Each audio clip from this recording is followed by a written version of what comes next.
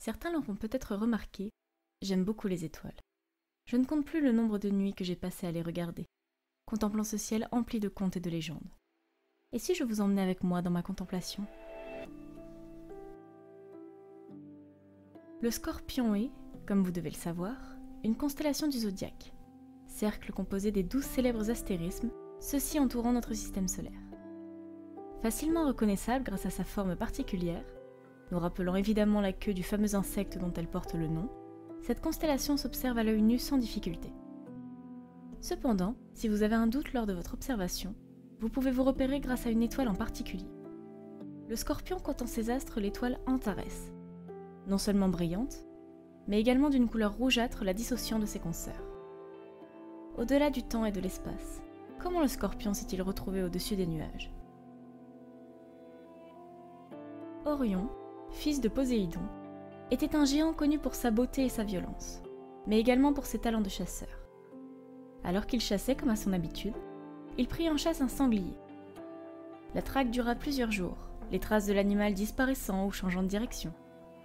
Orion n'y comprenait rien, mais était décidé à trouver sa proie. Au petit matin, il fut réveillé par une voix lointaine, s'enfonçant plus loin dans la forêt.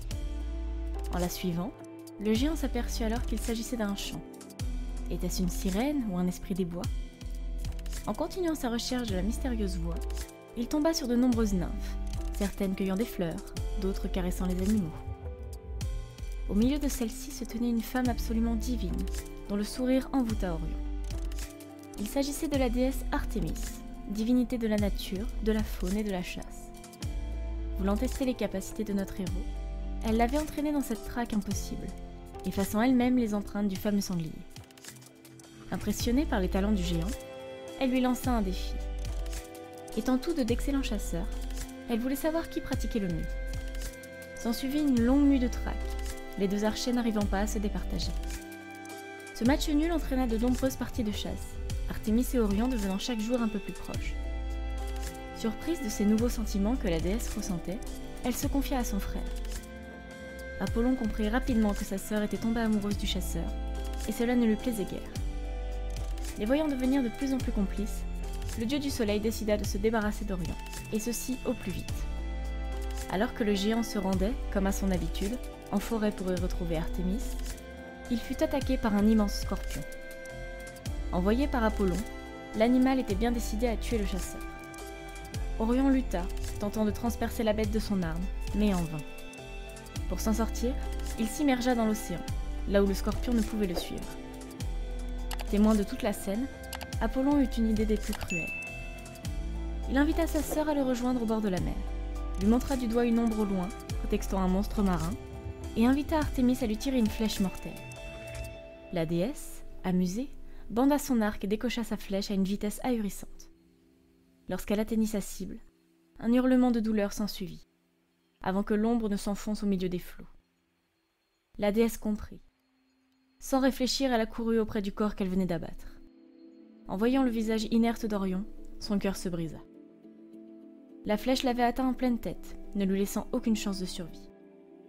En larmes, Artémis implora son père de lui venir en aide. Pour lui rendre hommage, Zeus transforma le géant en étoile, afin que sa fille puisse toujours le contempler. En rage, Apollon transforma également son scorpion en constellation, rendant le combat d'Orion éternel. Zeus entreprit donc de séparer les deux entités, leur lutte étant bien trop destructrice. Et, pour s'assurer que ce combat ne puisse jamais continuer, il envoya le scorpion aux antipodes de la constellation d'Orion, les empêchant ainsi de pouvoir se recroiser. C'est ainsi que, lorsque vous observez le ciel étoilé, vous ne pouvez pas voir ces deux constellations en même temps. Lorsqu'Orion se lève à l'est, le Scorpion se couche à l'ouest. Et bouh! Merci d'avoir regardé cette vidéo. Si elle t'a plu autant que j'ai aimé la faire, je t'invite à t'abonner, à laisser un pouce bleu, un commentaire et à la partager à tes amis. Allez, à plus!